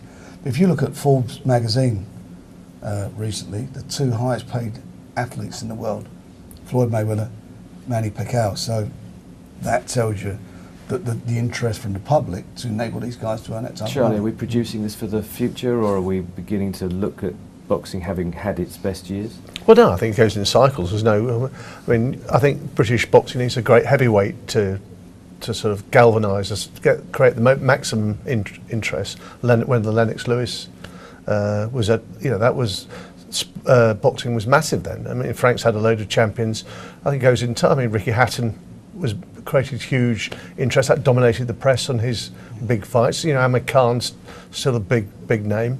But I think that these games that the kids play, which are cage fighting type games. I'm not stuck. Well, I think they affect every sport. I mean, obviously it affects every sport, PlayStation and whatever. But big live boxing still creates big numbers. I mean, Frank's got a station on the back of people's interest in live boxing.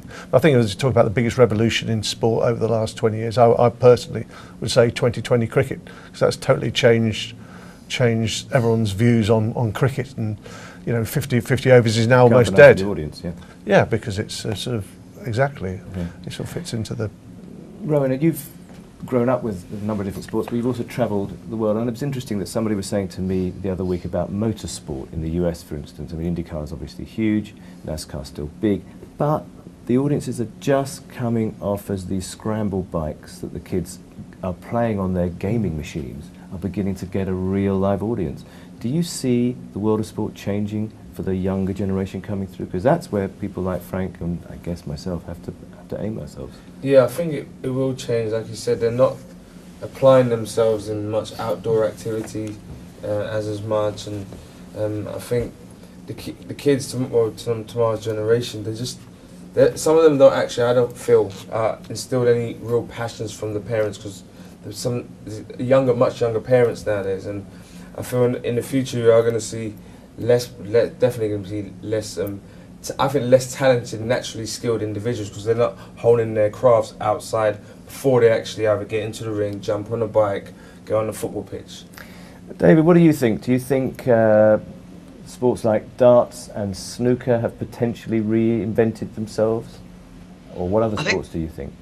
Yeah, I totally agree with you. I think that snooker, especially with a few players that I think are now especially appealing to the younger generations, and I think that is it's becoming a cooler sport. It's not got the reputation it used to. Same with darts. Darts is getting wider audiences. I think my answer on this one would be, especially in England, cycling.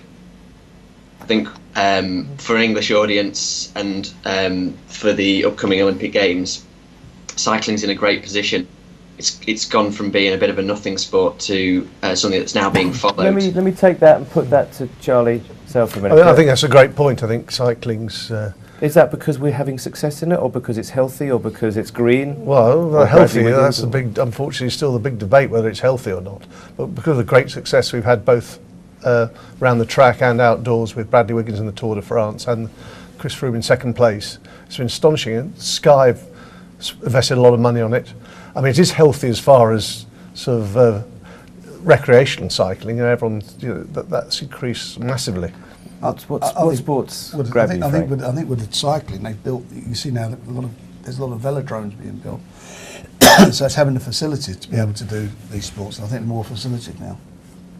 I think the biggest transformation in any sport in 20 years has to be football.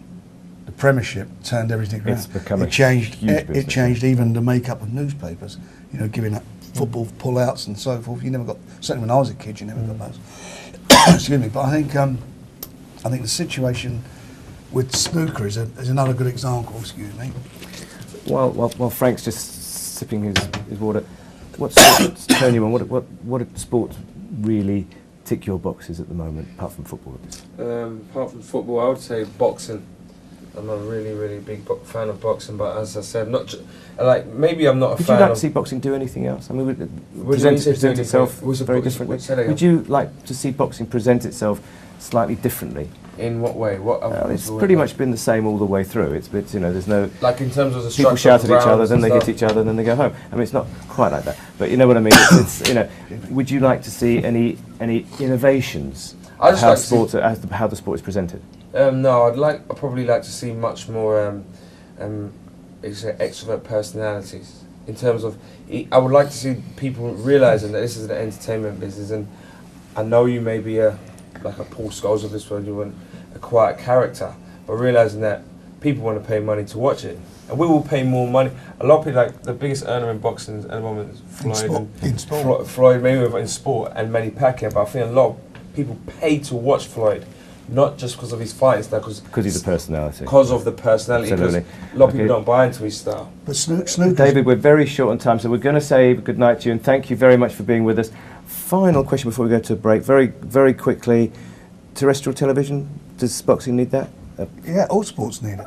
10-second answer. But they're cherry pickers. Is it an absolute necessity, or does boxing live without it? I think it is, and I think it'd be great to get it on there, but BBC are a disaster as far as investing money in boxing.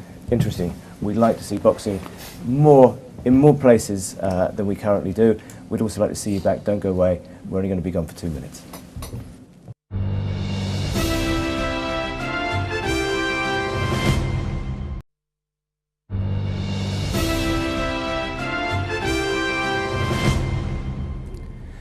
And welcome back to the final part of the forum this evening. We have Ian Bate on the phone lines waiting for us. The floor is yours, Ian. Hi guys, just thinking about the big fight on Saturday night, obviously massive fight in Britain, 2 big heavyweights. Just wondered who the panel thought would come out on top, who do you think is going to win? We'll start with the man of the moment, Mr. Warren. Well, I managed Dereck Chisora, so I can't say any different. No, I think that Dereck can win this fight. I think it's going to be a tough fight, but I do believe he can win it. Has it gone the way you expected? I mean, there was always going to be some criticism of this fight. Well, as we said at the early part of the programme, this is legal, it's lawful. There is no, neither of the boxers have been banned, none of them have been arrested or charged with anything. The police in Germany had Dereck Chisora in on 2 occasions, reviewed all the evidence, and said he wouldn't be charged, contrary to what a lot of people thought. And from my point of view, it's why shouldn't it go on? If this fight was to go on in a year's time, would people be saying, no, it shouldn't be going? Is Dereck Chisora not supposed to get a living? Charlie, you missed the first part, unfortunately, with our wonderful London traffic. We discussed this in a little bit of detail. You've not been overly supportive of this event happening. Well, not many people. I mean, with respect to Frank, who I admire immensely, and it's been the best promoter in boxing for decades. But it does leave a nasty You will taste use the in word mouth. unseemly in one of your Unseemly, yeah, I would say. I mean, they have a right to fight, but it's all about Frank wants to get numbers for Box Nation. And he said himself the other day that what's wrong with the freak show, which it almost is, rather than the boxing match. Well, it's not a freak show because they're 2 athletes. They're highly trained athletes, and it'll be a fun. And I've got to tell you something. Charlie, you're quite right. What Charlie wrote, and I appreciate everybody having a point of view, and as did Jeff Powell, who's been vehemently against it, but for the wrong reasons. He actually told me he see Dereck Chisora throw the first punch against David Haye in Germany, which we all know if you look at the video evidence just did not happen. But the Daily Mail conducted a poll, online poll, and 72% of their readers said not only do they want to watch the fight, they will pay to watch it. So with the greatest respect, maybe the readers and not all the writers, maybe not too in touch with the readers on this particular issue. It certainly captured the imagination, Rohan, isn't it? I mean, it's the fight of the moment. Excellent planning, by the way. There's absolutely nothing else happening in the world of sport this weekend, so a bit of Frank Warren they're all tuning into Box Nation. That's what we need. What's your thoughts about this fight tonight? I think it's a great fight. As I said to you, I love my boxing, but I like to be entertained, and I want there to be a lot of. I want it to be really amplified, and I don't think we need more amplification on this fight because of what went on. What went on was not nice. What we heard, the words and the exchanges. These things can happen off camera, and unfortunately for them, people had their smartphones out, published it on YouTube. But I don't think that should stop them from earning a living and going out and doing what they like doing, which is boxing. So this fight coming up, for me, it's as big as someone going to fight for a title. It's actually bigger because there's much more on the line. You make an interesting point. I'm coming to you in 1 second, Charlie. Ian, very quickly, captured your imagination? Yeah, definitely. I mean, I'm a big boxing fan as well, and these are the sort of fights that boxing fans want to watch. You know, the best boxers in the world, Pacquiao and Mayweather, for some reason they can't seem to get together. So these sort of fights, they do capture the imagination of the fans. So it'll be interesting to see how it plays out on Saturday as well. But I've got to disagree with Frank Warren there. I think that David Haye might just beat Chisora. Thank you very much, Ian. But Charlie, the British Boxing Board of Control.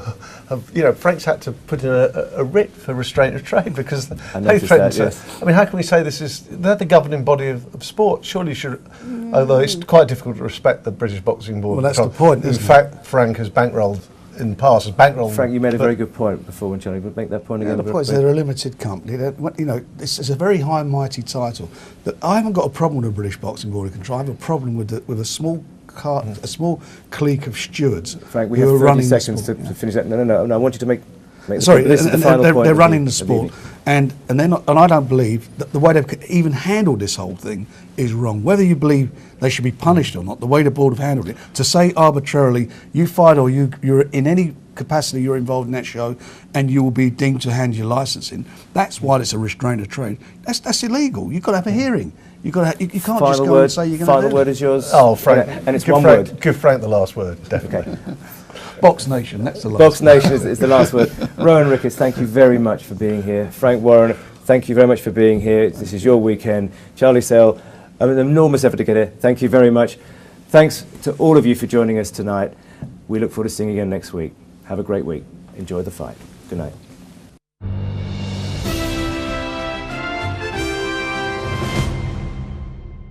Country would not have had a problem with it. This is all about their jurisdiction being, as they feel, invaded by another governing body, i.e. Luxembourg, because they will obviously lose their sanction fees and lose money from the event taking place. Okay. George, you're quite involved in the sport, as I understand it. You work with the Daily Mirror. Does that answer a lot of the sentiments that were around your head when you phrased this question? It does. I mean, personally, I've got no real problem with the fight taking place. As Frank touched on, he specifically asked the board whether or not Dereck would be able to be licensed by another sanctioning body. And as I understand it, and as Frank mentioned, he was told that that would be fine. So the board must have expected a situation like this to happen. It's unfortunate that it seems to have caused quite a rift between Frank and the board, and hopefully once this fight's done and dusted, the board and Frank can move on and restart what has been a very successful relationship down the years, because there's a chance as a result of this event that Frank's fighters in the future might be turned down for British title opportunities and things like that, and that would be a shame for a lot of the young boxers that Frank has on his books. Thank you, George. Rohan, you're a sportsman and a sports fan. Mm-hmm. How do you feel about this? Some would say that this fight is in bad taste, and it's a quote that you hear around the place. How do you feel about it? Well, I'm a fan of boxing, and I love been watching for years from a young teenager, and I see it as entertainment. So what happened between them, I saw it on YouTube after it happened. It wasn't nice to see. You don't want to see that, because you don't want to infiltrate them down, and probably people thinking, oh look, it's okay to maybe act like this in a similar situation. But me and Frank were speaking earlier, and sometimes in the heat of the moment people do say things and they're totally wrong. But as men, they disagreed with each other at that moment. I don't think that should stop them from possibly fighting each other. I feel like this fight, there's not an actual title on the line, but you're looking at the fight and the magnitude of it. I think it makes for a great feast of entertainment, and hopefully the best man wins. it seems like two guys that don't like each other. And people who are watching boxing fights, surely you want to see fights of that nature as opposed to... I think boxing, some people said it maybe it kind of fell off in maybe the last 4 or 5 years when people were saying that because they lost the spice, the personality. My favourite fighter at the moment is Floyd Mayweather, and I think that maybe not just because how he boxes, because he's not necessarily the most entertaining like a Mike Tyson, but his personality and the character, and we like to see that. People watch the WWF for that, so why can't we see that here? And seeing two guys that dislike each other, I'll be paying the money to watch that. Frank, talking about personalities, you have become the British boxing personality over the years. You've done this many, many times. This is not an easy fight. It hopefully will do well for you, I guess, financially. Why do you keep doing it? Well, I quite... Apart from making money, obviously. No, this is my profession, but at the end of whether it makes money or not is debatable. It's on, as I say, it's going on Box Nation. It's whether people subscribe or not, and if they decide they're going to subscribe, then it will make a profit, and that's in the hands of the people whether they want to pay for it or not. But I'm very upset with England. I've played out of the country in Germany and in the MLS in America, and I want to come back home to England and play for the next few years. I'm 29 now, still got a lot of 4 or 5 good years in me. Where will I get the chance? Will it be in the Championship? If I've got to go to League One, which I haven't done, I will do that. So you see other stations talk about deals that have happened. We talk about on Sports Tonight Live deals that may happen. We have our first caller on the line, George Ogia. I think I pronounced your name right. George, hi, how are you? Very well, how are you? Good.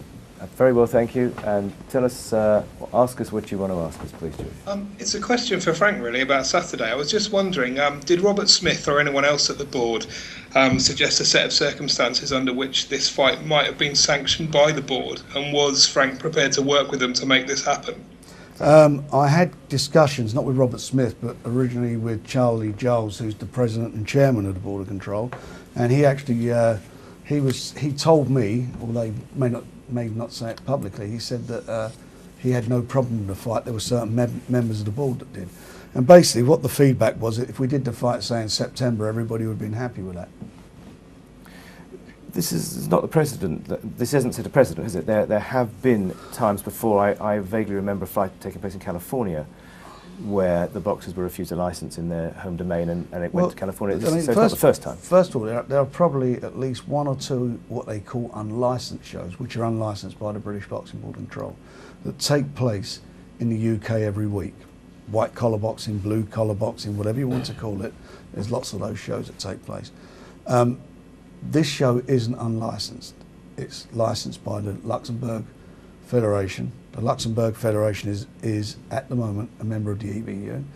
There's 3 title fights on there, which are for the WBO and the WBA titles, and the WBO and the WBA, the British Boxing Board of Control, are affiliated to them.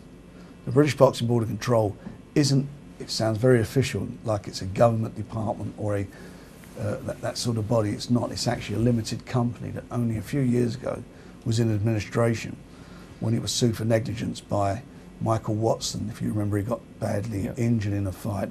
He sued them very successfully for negligence, and they had to go into administration. And there is a problem. The whole thing's been handled very badly by the board, in my opinion. They didn't ban Dereck Chisora. Dereck Chisora at the end of the day had his license withdrawn. So they said, we, as far as we're concerned, the board are washing our hands of you. Was that a deliberate phraseology, Frank? It was their phraseology. Had he been banned, he would have gone, for example, on the European Boxing Union banned list, which means that nobody, and none of the organisations would have been able to so it was a kind of slap on the wrist. Fighting. So he was also fined $100,000 by the WBC. So he's not had 1 hearing; he's had 2 hearings. It's a bit like Mississippi burning, as far as I'm concerned with Dereck. And the scenes that happened in Germany were unsavoury. I can't condone what happened. By the time the fight takes place, Dereck had been out of the ring for nearly 6 months. He's not banned. He's licensed. The Newham Borough Council have licensed the event at West Ham. The police have said they have no problem with the event taking place.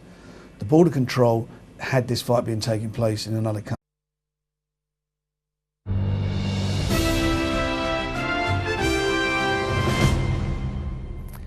Good evening and welcome back to the forum on Sports Tonight Live.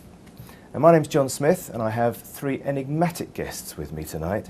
Firstly, boxing impresario Frank Warren, footballer Rohan Ricketts and the Daily Mail correspondent and diarist extraordinaire Charlie Sale. Well, that was the plan, but this is live television. And Frank was easy because Frank lives around the corner and so he popped into the studio. Rohan lives in Canada, so that was easy.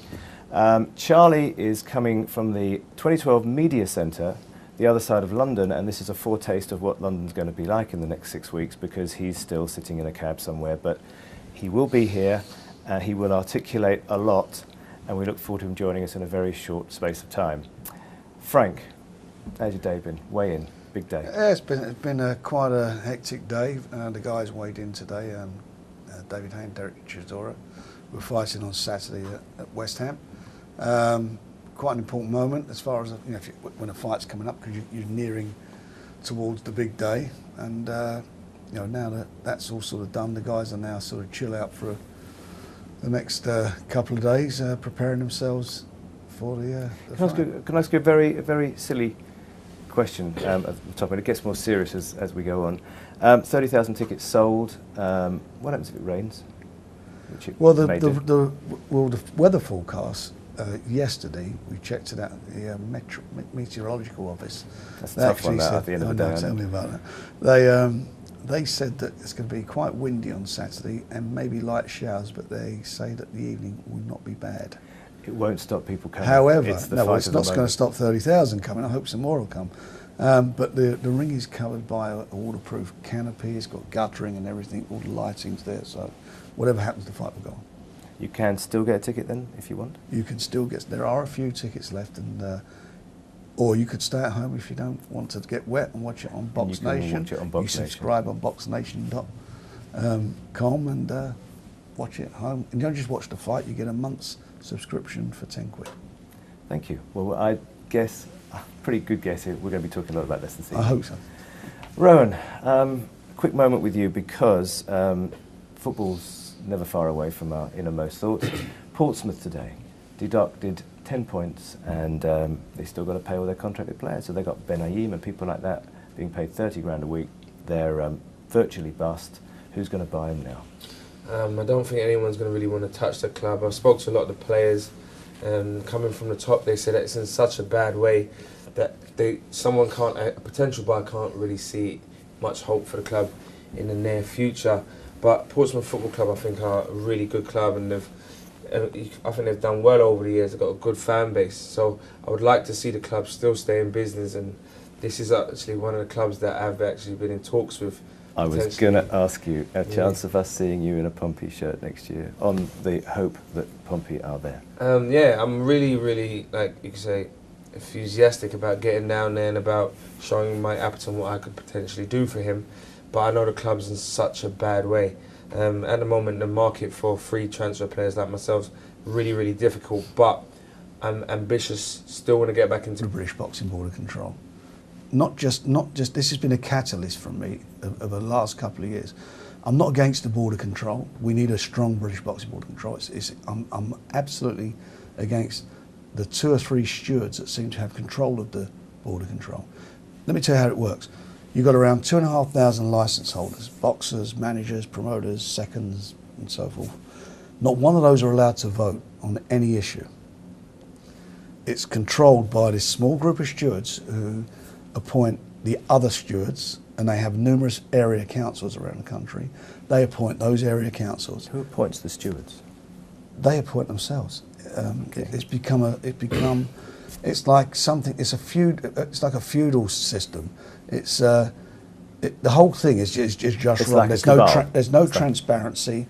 There are a lot of problems there, which I want to go into too much on the programme because we talked about what you feel something may be libelous. I know it's not libelous, but I'm not going to go there. But there are 2 stewards in particular who, for example, Barclays Bank, there's a big problem going on at the moment with Barclays. People have resigned for various reasons, but you can ask what the expenses are of a public company or a chairman. You say, we'd like to know how much you're spending of the shareholders' money. Yep. And you'll get an answer. Board of Control, you cannot get an answer. And it's not their money, it's the licence holder money. Let me ask George that minute, Frank, because it's a good point. George, do you recognise what Frank has been talking about as an issue? It's a tough one because Frank deals with the board a lot more than any writers really do. It's in his sort of day-to-day remit, I would imagine. I think there's a situation whereby the board has rarely been challenged in its kind of almost 100 years of existence, I think. And I wrote a piece about, when the brawl happened, I wrote a piece about whether or not this would be an ideal opportunity for the board to perhaps take a look at the way they operate and maybe have a restructure in a way that hasn't been done since they came into operation. But I think I can understand Frank's frustrations, but I also think the majority of people involved with the board have the sport's best interests at heart, and I think it's important for everybody involved to try and find some middle ground to work on, because otherwise we're going to end up with a situation that we have in world boxing where there's 4 or 5 sanctioning bodies and a real kind of muddying of the waters. I think there's a chance that British boxing could end up like this, and then more and more countries will fall into the same problem.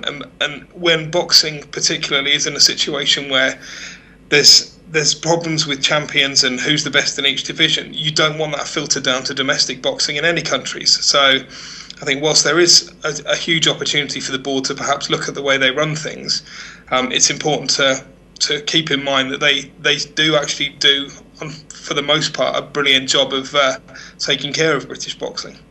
I must ask you to respond, Frank. Is that the last line? I think there's a couple of points there that are quite important. So you say the board, and I appreciate what you're saying, and I understand where you're coming from. But when we say the board, but who is the board? You know, I'd say to you, could you name 3 board stewards? And I probably would have a big bet on it. You couldn't. No. And that's the problem. Who is the British Boxing Board of Control? Could you name 3? I can name them all. But the problem is, and one of the problems was the president, self-elected president and chairman of the Boxing Board of Control, Charlie Giles, was in Germany, and every time, at the time of the problems, every time a boxer boxes abroad, and Dereck Chisora was abroad boxing for the WBC title against the #1 heavyweight in the world, Vitaly Klitschko, the Board of Control send along a representative, a steward, to look after the British licence holders' interest. So before a fight, there are various arguments and disputes about how much bandaging will be allowed on the hands, the taping in the hands, you know, how you get all this stuff all going on. And you have a rules meeting before the fight. At that rules meeting, you agree certain things, and a very important thing for the boxers is the taping of the hands. It's a very important thing. So both sides agreed terms. We're in the dressing room before the fight. The steward, who's supposed to be representing the British Boxing Board, British licence holders' interest, Charlie Giles, is nowhere to be seen. A big argument develops with Vladimir Klitschko, who is Vitaly's brother, 1 hour before Chisora's about to do his ring walk, about the bandaging. And he's saying that bandage has got to come off, it's legal, it's wrong, which it wasn't, and it's all gamesmanship. But we needed the British representative to be there and actually, you know, stand up for us. And where were they? Now, I was quite capable of standing up for myself and the boys, so I did what I had to do. But he came in, he was there for a minute, and he actually sided with the other side. And it was really, for me, and I've been doing this for many, many years, too many years, but it's very annoying for me that this guy's not here, you know, bad him for us, and he disappeared. And we never see him again. And all the problems that happened with a fight and so forth, we come back, the Board of Control then charge Dereck Chisora with misconduct. They hear it as judge and jury. So you can't be prosecutor, judge and jury. In football, you have an independent tribunal, I believe, for any problem. I want to ask you about whether that's going to change in a second, but we're getting as I knew that you would, you're getting a lot of reaction out there, and we've just had a tweet come which we put up on the screen from 101 Usman. That's not Usmanov, by the way, but we'll come to him later. Can you ask Frank Warren if it's true that David Haye refused a 12-round fight? Correct. Correct, okay. Why? Well, originally it was contracted. The fight originally was just going to be under the Luxembourg federations. Can I ask you, by the way, was that it's a question that's been put to me quite a lot. Was that a flag of convenience? Was Luxembourg? Did you trawl the world and go, who could do We this? didn't trawl the world. They're a member of the EBU. They're a member of the WBO, WBA, WBC. The British Boxing Board of Control was established in 1929 and went into, as I said, into administration and come out as a new company. The Luxembourg Federation was actually established in 1922. And now you may say, and I want to talk about convenience very quickly. Okay. People may say, "Oh, it is a flag of convenience," but in Germany, there is the Austrian Federation, and I don't believe you can name too many Austrian fighters, as you probably can't name too many Luxembourg fighters. But the Austrian Federation licenses most of the big fights that take place in Germany, because there's been a dispute going on over there. Now that's been going on for a long time. It hasn't affected the quality of the fights. In fact, Germany is probably second to the UK in Europe of big fights. I'm going to go to George for one more question, but just before, very quick answer. Was Luxembourg your first choice, or did they come to you, or did it just happen? No, it just happened. I mean, there were lots of offers.